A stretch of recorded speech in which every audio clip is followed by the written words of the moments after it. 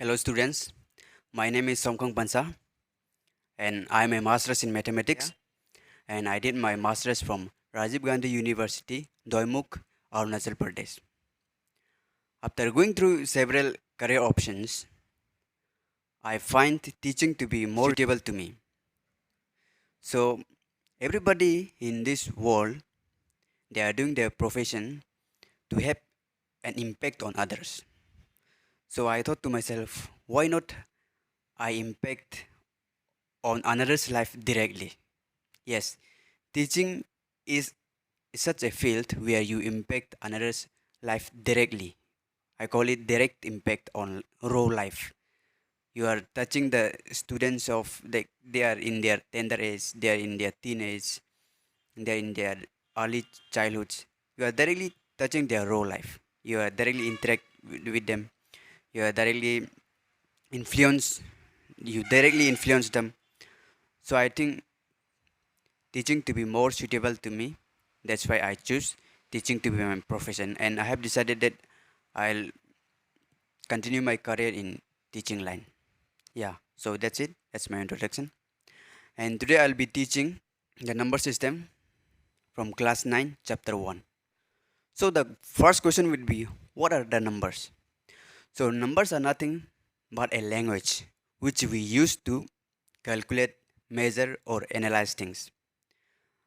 Whether numbers or mathematics in general is an invented or discovered is a debate for another day, but today we'll be focusing on the numbers and number system. So you might be asking, then why do we need number systems separately? It is because these number systems we clock together them which have similar properties or same properties because they have different uses in our life. So to begin with, our number system, we have the natural numbers. So what are natural numbers? Natural numbers are nothing but counting numbers. Then you might that's not an enough definition. So what are natural numbers really? So if I ask a student in a class to count the number of students in a class, he would naturally start counting with one. He will start counting with one, then two, three, four, five. So why not he start with zero or minus one or any other number other than one? It's because naturally it comes when counting, it starts with one. Some things comes naturally to humans. So, like for example, anything, natural beauty we say, natural actor. So anything which comes naturally, which comes seamlessly to us, so we call it natural. So so in this way here, it is called natural numbers because it comes naturally to men. So yeah, these are the counting numbers. We usually call them the counting numbers. So what are whole numbers? Why do we need the whole numbers again? Because see here, the natural numbers, it begin from 1 to 9. It has 9 digits. In early times, man used to calculate like if he wants to differentiate between 6 and 60, he does not know 0. So what do he used to do? He would keep in place of 60, he would write 6 and then space is there. But here there's too much confusion whether this space indicates single zero, double zeros, or maybe triple zeros.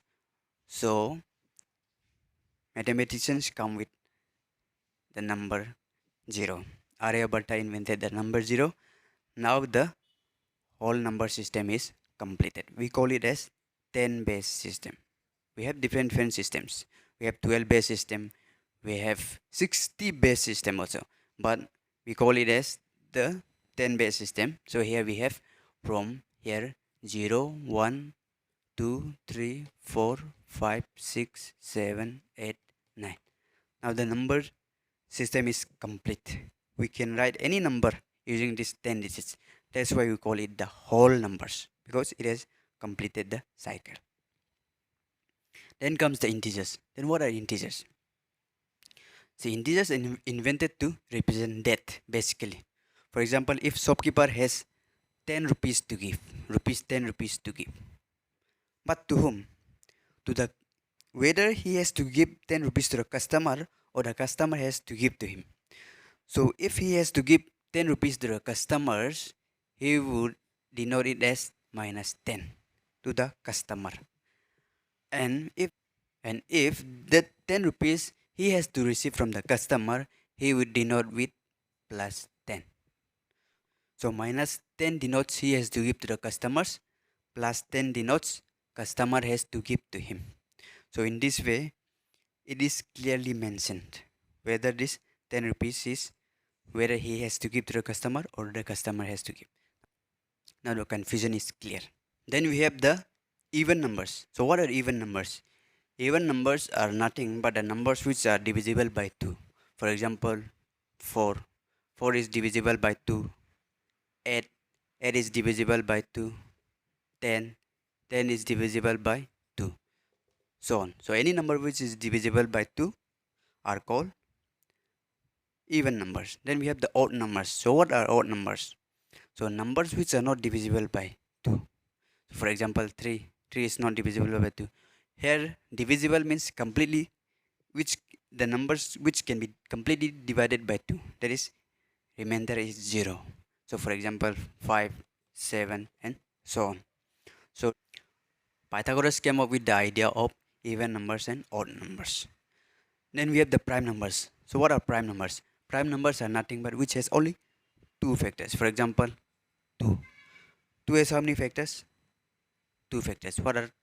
What are the factors? 1 and 2. So what are factors? Factors are nothing but the numbers which can divide the given numbers. Here 2 can be divided by 1 and 2. So it has 2 factors. So 2 is a prime number. Similarly 3 is a prime number because it has 2 factors. Similarly 5. So we have like infinitely many prime numbers. And prime numbers are used in basically in like cryptography. So nowadays cryptocurrency is very popular. So you might encounter with one. So prime numbers are used in those security purposes. Then comes the consecutive numbers. So what are consecutive numbers? Consecutive numbers are nothing but the numbers having more than 2 factors, or we can say the opposite of prime numbers. For example 4. 4 has how many factors? 1, 2 and 4 itself. It has 3 factors, more than 2 factors. So 4 is a consecutive number. Similarly 6 has 4 factors, more than 2. So 6 is also a consecutive number. Similarly we have many such consecutive numbers. So yeah, then after that we have the rational numbers, then irrational numbers, then real numbers that we study in class 10. So that's it. Thank you.